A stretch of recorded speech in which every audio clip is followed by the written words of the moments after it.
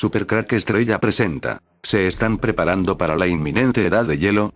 En estos días mucho se está hablando de una glaciación para el año 2020, así que supongo que tenemos 2 años para ponernos en forma, para lo que supuestamente nos viene encima. No es cuestión de ponerse cachas, más bien de cuestión de tener un buen fondo físico, para caminar grandes distancias entre el frío y la nieve.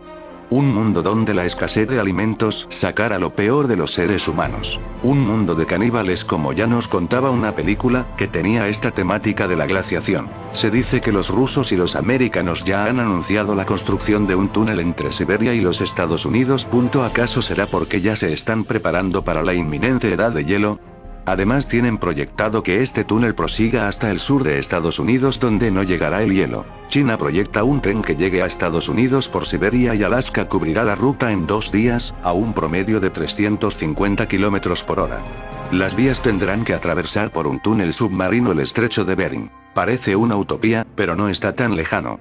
Acostumbrados a obras de dimensiones faraónicas, los chinos planean la construcción de un tren de alta velocidad que los una por tierra con los Estados Unidos. Las vías atravesarían Siberia, en Rusia, hasta alcanzar el estrecho de Bering, cruzarían el océano a través de un túnel, volver a la superficie en Alaska y desde allí hacia su destino a través de Canadá. El tren, que se encuentra en la etapa de negociación política y estudios de viabilidad, debería cubrir 13.000 kilómetros de ruta en poco más de 2 días, a unos 350 km por hora de velocidad máxima. La idea forma parte del ambicioso proyecto chino de ampliar la red ferroviaria de alta velocidad, uniendo China con muchos países, entre ellos, Singapur, India y hasta Inglaterra. No serán los pasajeros los principales destinatarios, sino mercancías que por diversas razones prefieran evitar las largas, pero más económicas, travesías en barco. El proyecto, de recibir la luz verde, sería completamente financiado y construido por China, país que tiene ya 14.000 kilómetros de vías de alta velocidad, más que el resto de los países del mundo en su conjunto, según explicó al diario Beijing Times el experto chino Wang Mengzhu. Según Wang, miembro de la estatal Academia China de Ingeniería y uno de los más reconocidos expertos chinos en transporte ferroviario, el principal desafío será el cruce del estrecho de Bering, que mide más de 80 kilómetros en su parte más angosta.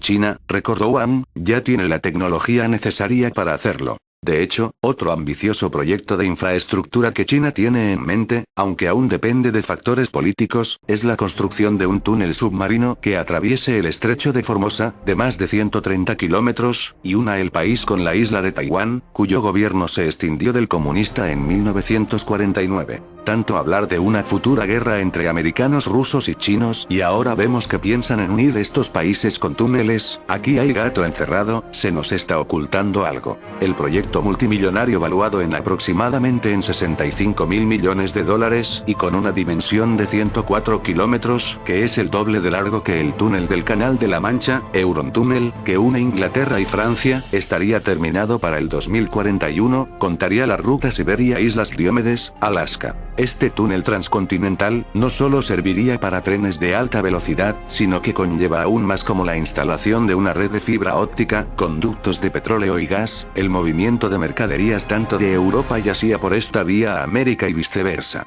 Esto traería consigo un beneficio laboral y de infraestructura, ya que Rusia tendría que construir unos 4.000 kilómetros de nuevas vías en su territorio, lo que le costaría unos 80-90 mil millones de dólares, y Estados Unidos por su parte tiene un déficit de 2.000 kilómetros de vías. Pero entonces, si parece que hay tan buen rollo entre americanos, chinos y rusos, porque esas guerras en Siria y Ucrania que enfrentan a los americanos y rusos, ¿qué hay detrás de estas guerras? ¿Por qué son tan importantes para los americanos y rusos? Ya nos estamos acercando al punto caliente, amigos de Supercrack Estrella, el verdadero interés de estas guerras, la glaciación.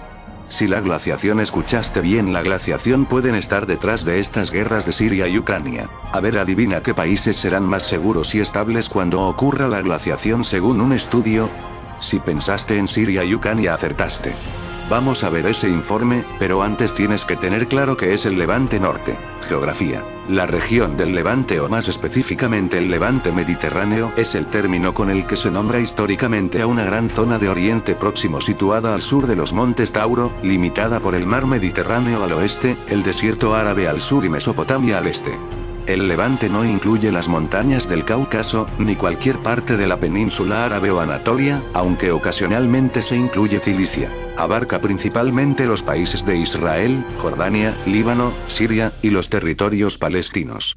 En la zona convergen 3 placas tectónicas importantes: africana, eurasiática y arábiga. Los límites entre las placas tectónicas siguen la línea Azores, Gibraltar, África del Norte, Mar Rojo, e Irán. Ya nos vamos enterando, estos lugares serán los más protegidos de una glaciación. Veamos el estudio. Genetista libanés lidera investigación sobre la era de hielo. El profesor Pierre Zalloua lidera revelador estudio sobre las primigenias poblaciones del Levante. Nueva investigación genética liderada por el profesor Pierre Zalloua, de la Universidad Americana Libanesa, LAU, ha confirmado la existencia de poblaciones aisladas alrededor del Mar Negro y el Levante Norte, durante la Edad de Hielo, definidas como refugios. Esto quiere decir que en una glaciación que ya existió, estos lugares fueron refugios del hielo. Continuamos. Estas poblaciones vivieron aislados entre sí, y sin contacto alguno, por más de 25.000 años. Esto dio lugar a la acumulación de distintas firmas genéticas específicas para cada refugio, explica el investigador. Genetista y director de investigaciones y estudios graduados, Zalloua trabajó junto a un equipo interdisciplinario con miembros de la Universidad de Otago, Nueva Zelanda, la Universidad Saint Joseph, Líbano, y la compañía de tecnología IBM, para recolectar y estudiar nueva data genética. La arqueología indica la existencia de poblaciones en ciertas áreas, pero no muestra que la gente estaba aislada, agrega Zalloua. Su equipo no solo confirmó la existencia de refugios, sino que también trazó la migración de los mismos tras su aislamiento, luego que se derritiera el hielo, hace unos 15.000 años.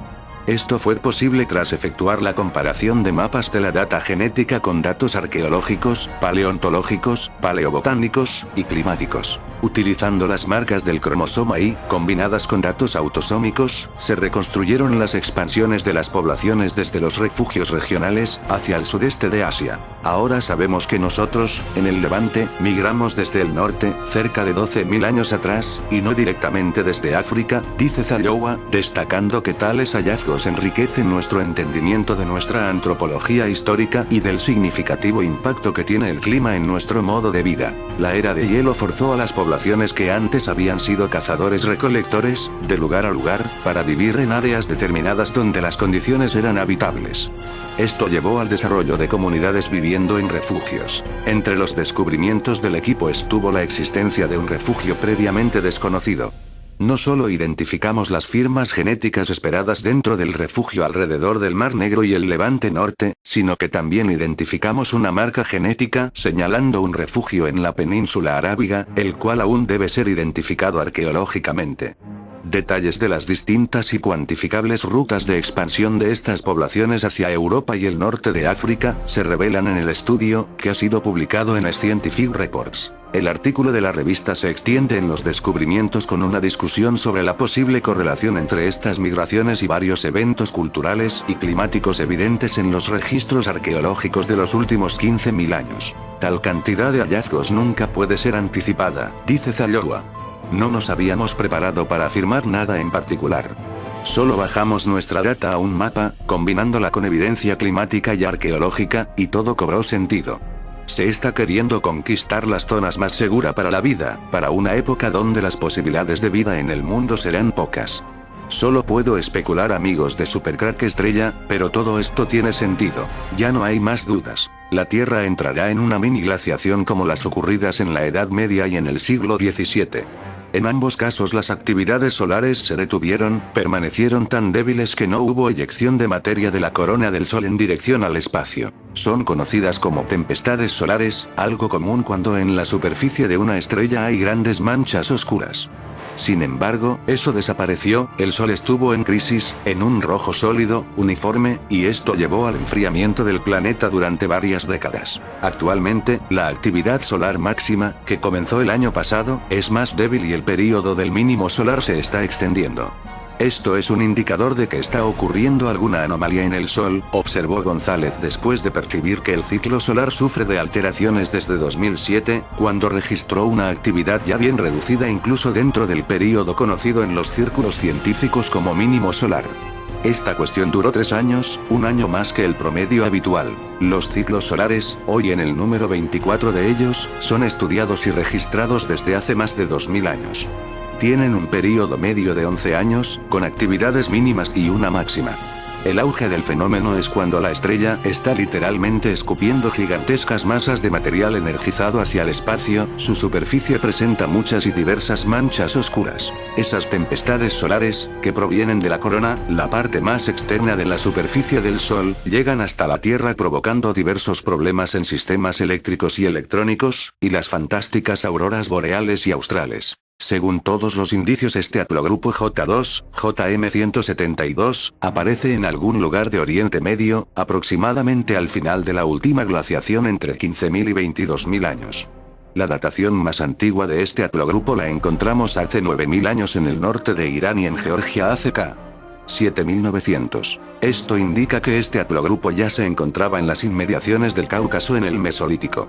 Es muy probable que los hombres de este haplogrupo se asentaran en Anatolia, el Cáucaso e Irán, al final de la última glaciación ca. 12.000 años. La distribución actual de este haplogrupo señala que en el Neolítico se dispersó por las montañas Zagros y Mesopotamia septentrional, a través de Irán hasta el sur y el centro de Asia y a través del Cáucaso hacia Rusia. Esta primera expansión se asocia con la difusión y la domesticación del ganado bovino y caprino hace entre 8.000 y 9.000 años. Una segunda expansión de este haplogrupo la podemos asociar con la metalurgia. Este linaje paterno se asocia con la cultura Kura-Araxes, la cual se extendió por el Cáucaso hacia el norte de Mesopotamia y el Levante. Más tarde el haplogrupo J2 se extendió por Anatolia y el Mediterráneo oriental con las primeras civilizaciones. Una cantidad significativa de civilizaciones del Mediterráneo y del Medio Oriente crecieron en territorio donde el haplogrupo J2 era muy abundante. Entre estas podemos encontrar a los hititas, los hurritas, etruscos, minoicos, griegos, fenicios y sus descendientes los cartagineses, los israelitas y en una menor medida los romanos. Las principales civilizaciones marineras de la Edad de Bronce y de Hierro fueron dominadas por hombres J2. ¿Por qué es importante que todo el mundo tenga esta información? Para que te hagas una idea de lo que es una edad de hielo. Porque, en realidad, todo tiene que ver con un cambio de los polos de la Tierra. Directa o indirectamente esta es la causa del aumento de los terremotos, volcanos, sequías, inundaciones y climas extraños. Y cada vez empeorará más. Cuando llegue la edad de hielo todo sucederá de repente. El hileo, la erupción de volcanes, los terremotos y las extinciones masivas. Las reservas de comida del mundo serán los más afectados de todo, o por lo menos durante unos años. Sin que haya estaciones normales y buen tiempo, poco podrá crecer incluso en las zonas que se vean afectadas por el hielo. Si encima de esto uno de los grandes volcanes del mundo se despierta, entonces sí que nos hallaremos en un serio peligro. En fin amigos de Supercrack Estrella, si el video te gustó pulgar arriba.